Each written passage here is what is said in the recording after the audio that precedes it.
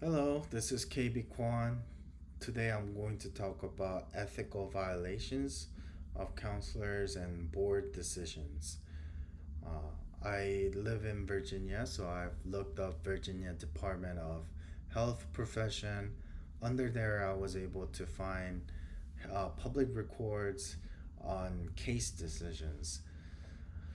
Funny thing is, I have found the most common reason for board discipline for a counselor to be counselor falsifying client treatment documents. This is so odd to me. I just don't understand why they have done this because I know that they intentionally did it. You cannot unintentionally go into a counseling session, or this is a fake counseling session and you're writing that you have met up with them. I just thought that this was super odd because I do think that counseling profession is such a noble task. It is there to help others. You're not there to rip others off in a financial way. Uh, I do not think that people go into counseling profession with that mindset. So to see that is it was just interesting. I do think that common reason for board discipline is to essentially see you succeed in counseling career. I rarely see a case of board terminating completely uh, the license of yours.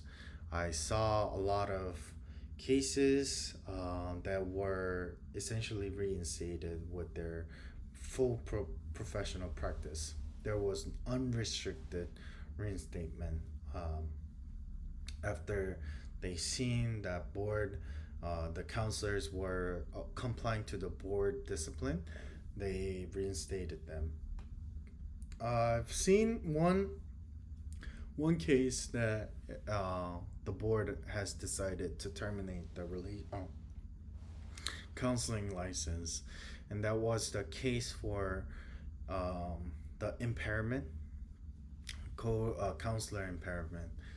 Carla Solar was experiencing and diagnosed with schizophrenia and bipolar, and a lot of cases were essentially confidential because they cannot show her history, her public records.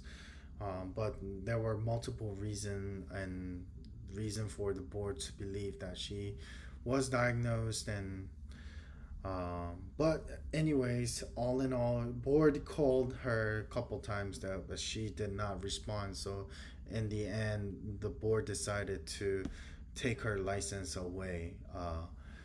And she had violated the code of ethics, C2D, which is monitoring effectiveness of counseling, and C2G, which talks about the impairment of a counselor. Counselor should be competent to give full professional service to the clients, and she was not able to uh, ethically provide and also professionally provide uh, to the client that was meeting with her. She also violated the Virginia Board Law 18 VAC 115 80 100. It kind of talks about mental health professional, and the definition of it is that it is not only by education, proven by education, but also professionally qualified and licensed in Virginia to provide counseling intervention. But she was experiencing schizophrenia and bipolar herself, so she was not able to provide them.